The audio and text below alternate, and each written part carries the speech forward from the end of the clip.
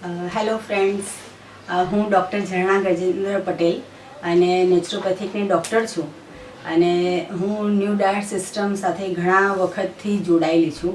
તો આજનો special episode બનાવવાનું કારણ એ છે કે મને ઘણા બધા લોકોનો ઇન્ડિયામાંથી અને ફોરેનથી પણ યુએસએથી પણ ઘણા બધાનો એવો ફોનને મેસેજ આવતો હોય છે કે તમે જે હમણાં નવરાત્રિના નિર્જળા ઉપવાસ કર્યા તો મન કેવી રીતે આવી રીતે તમે મનને મનાવી શકો છો, અથવા તો 9 દિવસ ઉપવાસ કર્યા પછી પણ મેં 9 દિવસ રસાહાર કર્યો અને આખું વર્ષ દરમિયાન તો હું 365 ડેઝ હું પરમાત્માનું ભોજન જ લઉં છું કે જે પ્રકૃતિએ ઉગાડેલું છે એ જ વસ્તુ હું લઉં છું ભોજનમાં. અને એનાથી મને ખૂબ જ શરીરથી પણ અને મનથી પણ હું ખૂબ જ તંદુરસ્ત રહી શકું છું.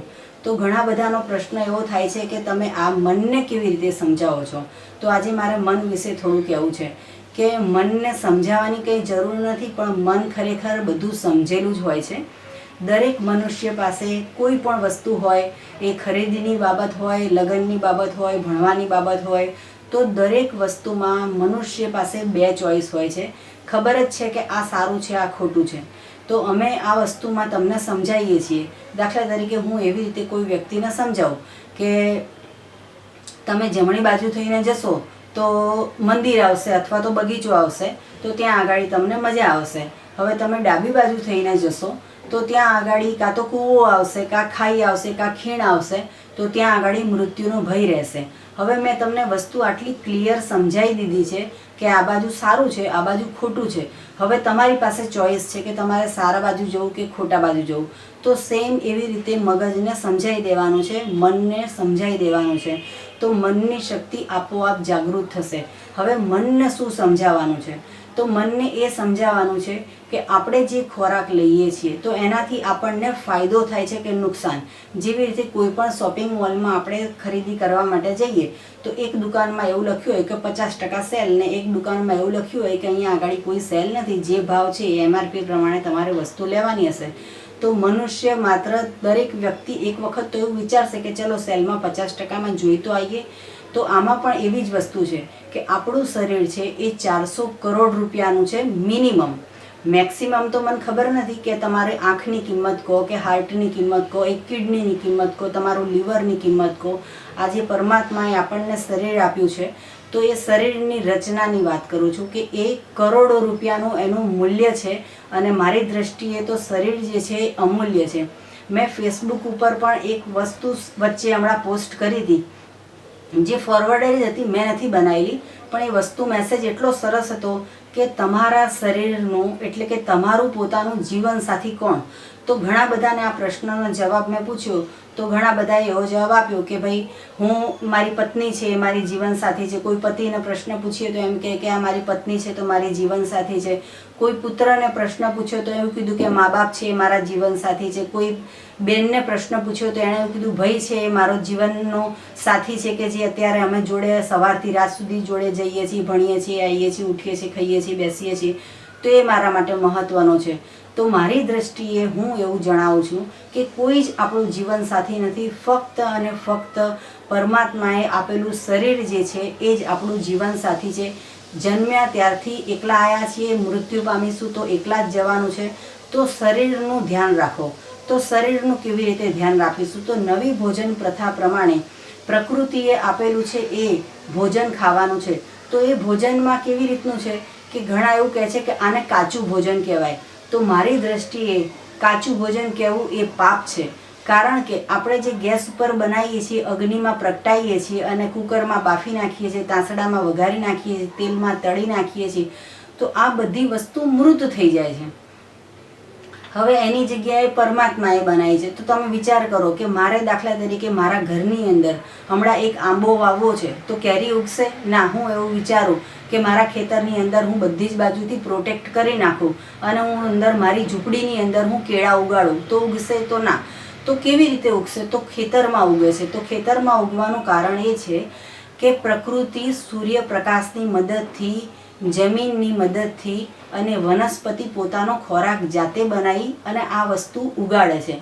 તો એ વસ્તુ ઉગાડવામાં 5 મિનિટ નથી લાગતી. આપણને દાળ ભાત બનાવતા કે શાક રોટલી બનાવતા રસોડાની અંદર 1 કલાકનો સમય લાગતો હોય છે. જ્યારે એક ટામેટું ઉગાડતા કે એક કેરી ઉગાડતા ભગવાનને પણ 6 મહિના કે 1 વર્ષ થતું હોય છે. જો એ એટલી બધી મહેનત કરે છે તો એ સૂર્યપ્રકાશની મદદથી આપણું ભોજન બનાવે છે. એટલે કે હું જે જમું છું એ ગોડ મેડ છે, મેન મેડ નહીં. તો તમે જ્યારે પણ કોઈ પણ વસ્તુ આરોગતા હો તો સૌથી પહેલાં આપણે શું કરીશું કે થાળીમાં લઈશું અને એક વસ્તુને હાથમાં પકડીશું. હવે મેં દાખલા તરીકે એક વસ્તુ હાથમાં પકડી કે કેરી, તો કેરી જ્યારે હાથમાં લઉં છું ત્યારે હું વિચારું છું કે આ વસ્તુ ભગવાને બનાવી છે કે મારા કિચનમાં બની છે કે કોઈના રસોડામાં બની છે કે ફરસાણવાળાની દુકાને બની છે કે કોઈ મનુષ્ય બનાવી છે કે પરમાત્માએ બનાવી છે. ફક્ત આટલું જ વિચારવાનું છે કે આ વસ્તુ જે કેરી છે હું ખાઉં છું તો એ વસ્તુ મને ફાયદો કરે છે કે મને નુકસાન કરે છે. આ વસ્તુ જે છે એનાથી મારા શરીરને પોષણ મળશે કે મારા શરીરને દુઃખ મળશે. એ વસ્તુ પચાવવામાં મારા જીવની શક્તિ કેટલો વ્યય થાય છે એ વસ્તુનું મારે ધ્યાન આપવાનું છે કે મને શક્તિ મળે છે એ વસ્તુનું મારે ધ્યાન આપવાનું છે. તો જ્યારે પણ આપણે વસ્તુ ખાઈએ છીએ તો હાથમાં પકડીએ છીએ, આંખેથી જોઈએ છીએ, જીભથી મોઢામાં પાણી છૂટે છે, આપણને એ વસ્તુ પ્રત્યે મગજથી પણ એવો વિચાર આવે છે કે પરમાત્માએ બનાવેલું અમૃત ભોજન છે, આ પ્રસાદ છે, તો એનો આપણે ઉપયોગ કરીશું તો શરીર હંમેશા નિરોગીમાં નિરોગી રહેશે. હવે બીજી રીતે વિચારીએ કે રસ ત્યાં કસ. આ નવી ભોજન પ્રથાનું અમારું NDS ન્યૂ ડાયટ હેલ્થ સેન્ટરનું આ એક સૂત્ર છે કે રસ ત્યાં કસ અને દળ ત્યાં મળ. તો હું એને સરસ રીતે સમજાવું. મારી દ્રષ્ટિમાં જેટલું બી નોલેજ છે એ પ્રમાણે હું તમને સમજાવું છું. એવું નથી કે હું જે કહું છું એ જ ખરેખર સાચું છે કે એ જ સાચું હોઈ શકે, એવું નથી. દરેક વસ્તુનો પ્રયોગ હું કરું છું, મને જે શ્રેષ્ઠ લાગે છે એ હું અપનાવું છું. એવી જ રીતે તમે પણ પ્રયોગ કરીને જુઓ. જો તમને શ્રેષ્ઠ લાગે તો અપનાવો, ના શ્રેષ્ઠ લાગે તો નહીં. જેમ પેલી એડવર્ટાઇઝ ટીવીમાં આવે છે કે પહેલે ઇસ્તેમાલ કરો ફિર વિશ્વાસ કરો. તો આમાં પણ હું એવું નથી કહેતી કે આનાથી ફાયદો થશે જ, પણ કરીને જુઓ. જો ફાયદો થાય તો ચાલુ રાખવાનું, તમને ના ફાવે તો છોડી દેવાનું. બરાબર છે. તો જ્યાં રસ ત્યાં કસ ને જ્યાં દળ ત્યાં મળ. બરાબર. તો આ વસ્તુને હું તમને વ્યાખ્યા આખી બ્રીફમાં સમજાવું, મોટી રીતે આખી રીતે સમજાવું કે રસ એટલે શું. તો આપણા શરીરનું જે શરીરની રચના છે એમાં 70% પાણી હોવું જરૂરી છે, 30% એ વસ્તુ છે કે જેની અંદર લોહી છે, માંસ છે, મજ્જા છે, હાડકાં છે, એ બધી વસ્તુ છે. તો એ બધી વસ્તુઓને અનાજ જોઈએ છે. 70% એવી વસ્તુ છે કે જે પાણીથી ચાલી શકે છે. તો પાણી એટલે કે એવું નહીં કે ચકલીનું પાણી, બિસ્લેરીનું પાણી કે માટલાનું પાણી. તો એ કુદરતી ભગવાને જે અમૃત રસ બનાવ્યો છે એ પાણીની વાત કરું છું. તો રસ ત્યાં કસ એટલે કે શરીરને રસ જોઈએ છે તો રસ આપો. અત્યારે દરેક જગ્યાએ એવું સાંભળવા મળે છે, રેડિયામાં, ટીવીમાં, વાતોમાં, સંબંધીઓમાં, ફ્રેન્ડ્સમાં, પાણી નહીં પીવો તો મરી જશો, પાણી નહીં પીવો તો કિડની ફેલ થઈ જશે, જમશો નહીં તો કેવી રીતે જીવાશે, અશક્તિ આવી જશે, ચક્કર આવી જશે, થાક લાગશે, ઘરડા થઈ જશો, કરચલી પડી જશે. આ બધી જ વસ્તુ વાતો અને વાતોના વડા છે. કરીને જુઓ અને ચમત્કાર જુઓ. મેં અપનાવ્યું છે, ફક્ત મારા ઘરના હું નહીં, ફક્ત મારા ઘરના પણ બીજા જે 3 મેમ્બર્સ છે એ લોકોએ પણ અપનાવ્યું છે. દરેકને ફાયદો છે. તો રસ શેમાંથી મળશે? તો રસ ત્યાં કસ એટલે કે શરીરને કસ જોઈતો હોય તો શરીરને રસ આપો. તો રસ શેમાંથી મળશે? જે પણ વસ્તુ તમે ખાઓ, કુદરતનું ભોજન છે, બરાબર. તો એ તમે ખાઓ તો એમાંથી રસ મળશે. દાખલા તરીકે ટામેટું તમે કાપો એટલે એમાંથી રસ નીકળશે. તો રસ નીકળશે તો શરીરને જે પણ મળશે તો કસ મળશે. શેરડી તો એમાંથી રસ નીકળશે. પછી સ્ટ્રોબેરી તો એમાંથી રસ નીકળે છે. એવી દ્રાક્ષ તો રસ નીકળશે. તરબૂચ તો રસ નીકળશે. તો જે વસ્તુઓમાંથી પરમાત્માએ બનાવ્યું છે, જે અમૃત ભોજન છે, જે મા પ્રકૃતિએ બનાવ્યું છે, જે ધરતી માએ ઉગાડ્યું છે, એ આપણા માટે સર્વશ્રેષ્ઠ છે. તો રસ જો શરીરને મળશે તો શરીર કશમય બની શકશે. જ્યારે આપણા વિજ્ઞાનમાં, આપણા સમાજમાં અત્યારે એટલી બધી ભ્રાંતિ ચાલી રહી છે કે દરેક વસ્તુમાં આપણે એ વસ્તુ ખાઈ રહ્યા છીએ કે જે કિચનમાં બની રહી છે. કેવી રીતે? તો દાખલા તરીકે ઢોકળા, હાંડવા, ઇડલી, સમોસા, દાળ, ભાત, ખીચડી, કઢી, રોટલી, આ દરેક વસ્તુ એવી છે કે જે સૂકી છે, કે જેમાં આપણે ખાધા પછી 4 ગ્લાસ પાણી પીવું પડે છે તો શરીરને ડાયજેસ્ટ થાય છે. જ્યારે એ વસ્તુ જે આપણે બનાવી છે એ ખાધા પછી શરીરને જીવની શક્તિ વાપરવી પડે છે. એને પચાવવા માટે, એનું નિષ્કશન કરવા માટે જે દળ આપણે શરીરને આપીએ છીએ, ખાખરા, ભાખરી, રોટલી, આ બધી વસ્તુમાંથી ફક્ત દળ બને છે, દળ. અને દળ જ્યારે શરીરને મળે છે ત્યારે શરીર શું બનાવે છે? મળ. તો જો શરીરને મળ બનાવવાનો હોય તો એને દળ આપો, અને જો શરીરને કસ આપવું હોય તો એને રસ આપો. હવે ચોઈસ તમારી છે. મેં હંમેશા પહેલેથી જ કહું છું કે તમારી પાસે દરેક વસ્તુમાં 2 ચોઈસ છે. તમારી મરજી. તમે દળ આપો છો તો શું મળશે, મળ આપો તો શું બનશે. તો આ વસ્તુ મેં ક્લિયર કરી નાખી છે. પણ મારી દ્રષ્ટિથી એ યોગ્ય છે જે પરમાત્માએ બનાવ્યું છે, જે સૃષ્ટિએ ઉગાડ્યું છે, જે અમૃત છે, જે સર્વશ્રેષ્ઠ છે, જે ઉત્તમમાં ઉત્તમ આહાર છે, જે પરમાત્માએ ઉગાડેલું છે, એ દરેક વસ્તુ શ્રેષ્ઠ છે, ઉત્તમ છે. બને એટલો મેક્સિમમ એનો ઉપયોગ કરો અને એનાથી જ તમારું જીવન નિરોગી રહેશે અને એનાથી જ તમે હંમેશા તંદુરસ્ત રહેશો, હંમેશા આનંદમાં રહેશો, હંમેશા પ્રફુલ્લિત રહેશો. કોઈ દિવસ દવાખાને ના જવું પડે એવું જીવન જીવીએ. કોઈ દિવસ તમે તમારા શરીરને ડૉક્ટરના હવાલે કરી નાખો અને એવી રીતે પણ જીવન જીવીએ.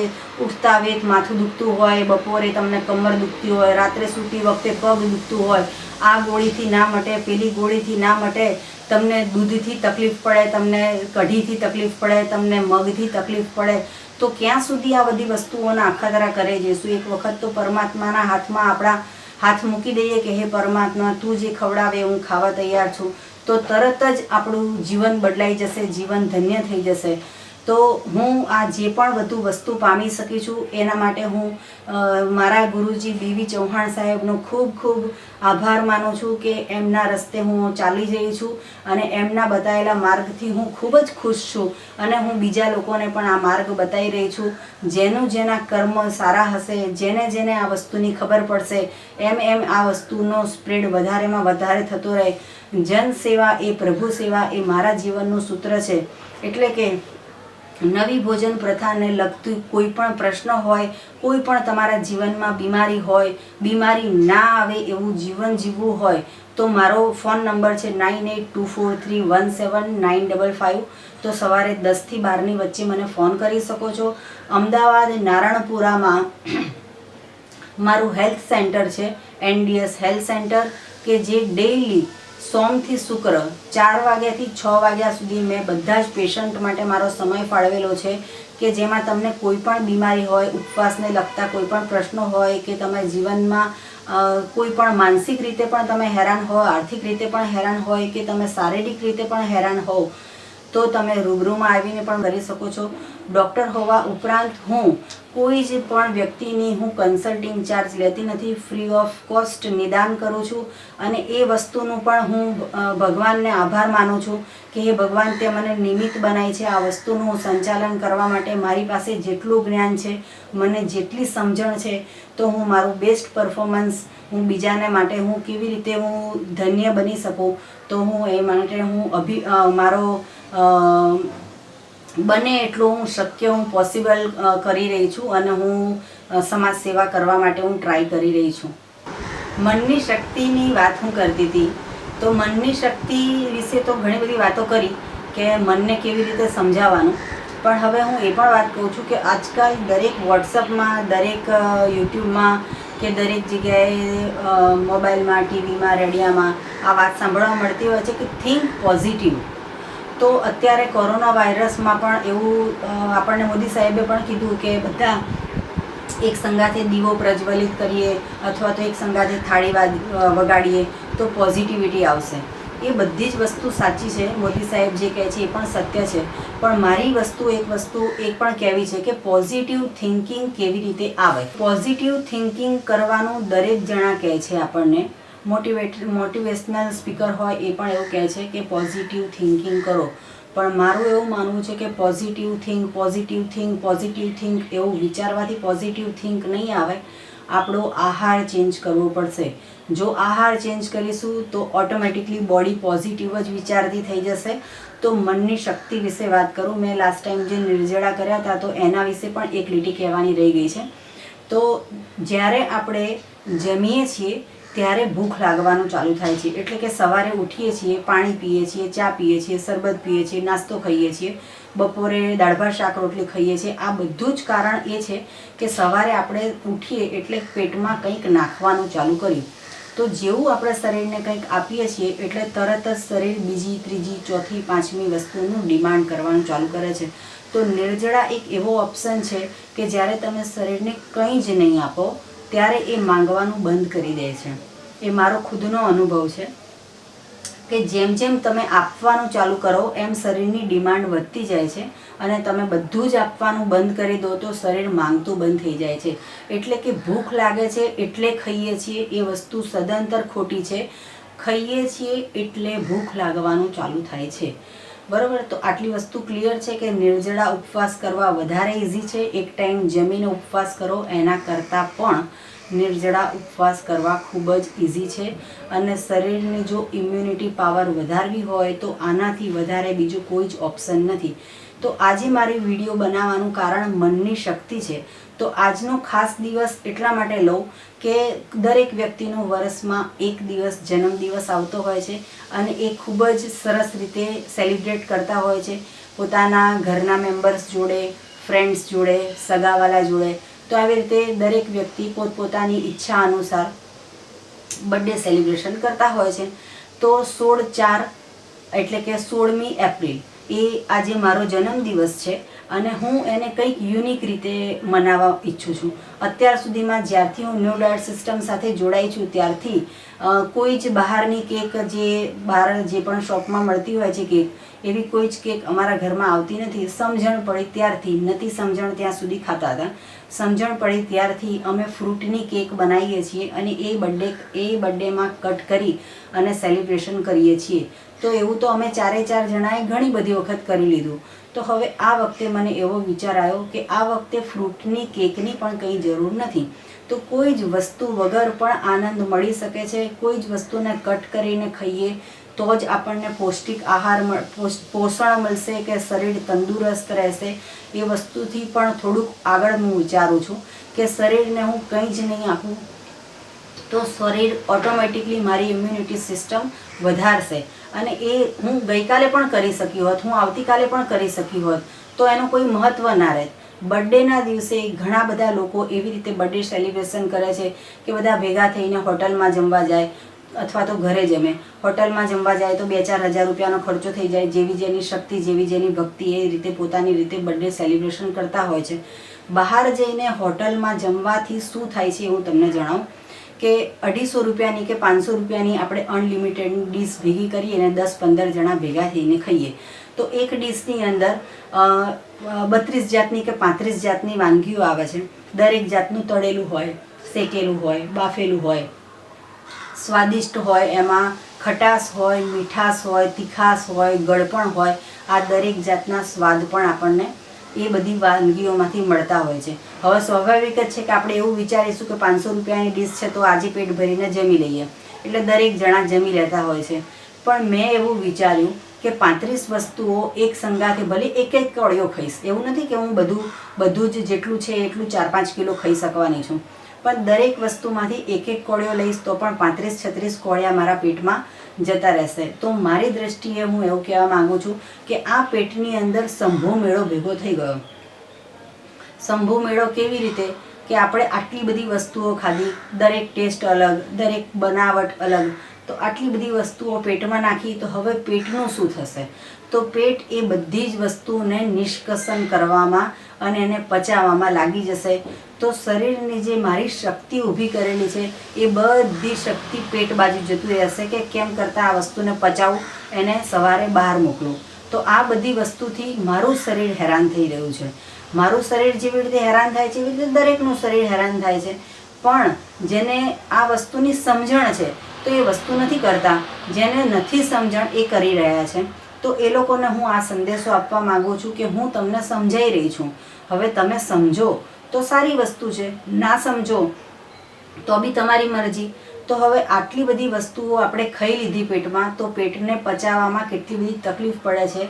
તમે એક વખત એવું વિચારો કે શું ખાધા પછી આળસ આવી, કંટાળો આવ્યો, કે તમને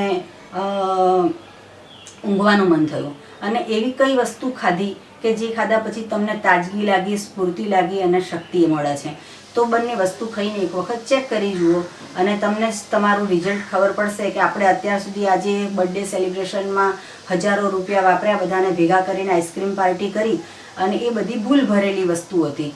તો હવે જ્યાંથી સમજણ આવી છે તો આ વસ્તુ હવે કરવી જોઈએ નહીં. મારી દ્રષ્ટિએ મેં આજે મારી બર્થડેનું જે સેલિબ્રેશન છે એ કંઈક યુનિક રીતે કરવાનું વિચાર્યું છે, કે કેક પણ નહીં, કોઈ પણ જાતના ફ્રૂટ પણ નહીં, કોઈ પણ જાતની જ્યુસ પણ નહીં, ફક્ત હું અને હવા. તો આજનો મારો ઉપવાસ છે, એ મારો આજનો બર્થડે જે છે એ હું એવી રીતે સેલિબ્રેશન કરવા માગું છું કે નિર્જળા ઉપવાસ, એટલે કે પ્રભુની શક્તિથી હું મારા જીવનને, હું મારી શક્તિને વધારવા માગું છું. તો એના માટે મારી ઇમ્યુનિટી પાવરને મારે બૂસ્ટ કરવી પડશે. જો મને પરમાત્માએ જન્મ આપ્યો છે લોકોની સેવા કરવા માટે, તો મારે સૌથી પહેલાં મારું શરીરને સાચવવું પડશે. તો એટલા માટે જ આજે હું ફક્ત અને ફક્ત હવા ઉપર 24 કલાક રહી અને મારો બર્થડે સેલિબ્રેશન કરવા માગું છું. આજના મારા જન્મદિવસની જે પણ મારું આજે બર્થડે સેલિબ્રેશન છે, તો એના માટે હું સૌથી પહેલાં તો મારા મમ્મી પપ્પાનો આભાર માનું છું કે જેમણે મને જન્મ આપ્યો છે. મારા ગુરુજીનો આભાર માનું છું, બીવી ચૌહાણ સાહેબનો. અને એ પછી મારા ફેમિલી મેમ્બર્સ, મારા હસબન્ડ, મારો સન, મારી ડોટર, એ બધાનો જ હું આભાર માનું છું કે જે લોકોએ મને દરેક વસ્તુમાં સપોર્ટ કરે છે અને મને જે પણ હું કરું છું એમાં સાથ સહકાર આપે છે. એ લોકો પણ સાચું શું છે એ બધું જ વસ્તુને અનુસરે છે. તો હું દરેક જણનો આભાર માનું છું. ભગવાનનો પણ હું ખૂબ ખૂબ આભાર માનું છું. Thank you so much. અને હું આજે મારી બર્થડે સેલિબ્રેશન છે તો ઓફકોર્સ ઘરના બધા જ મેમ્બર્સ ઘરે છીએ કોરોનાના લીધે, થેન્ક્સ ટુ ગોડ. તો બધા જ મેમ્બર્સને હું બોલાવીશ અને મારી બર્થડે વિશ કરીશું. અને આપ સૌ પણ, તમારી શુભકામનાઓ ખૂબ ખૂબ મળી છે મને, તો હું આપ સૌનો પણ આભાર માનું છું. તો હું મારા ફેમિલી મેમ્બર્સને બોલાવું છું.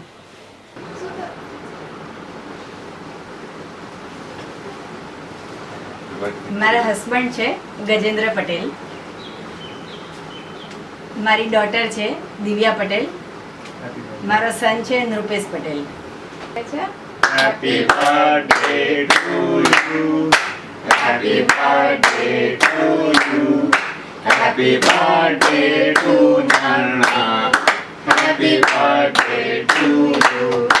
May God bless you. May God bless you. Happy birthday to Mummy. Happy birthday to you.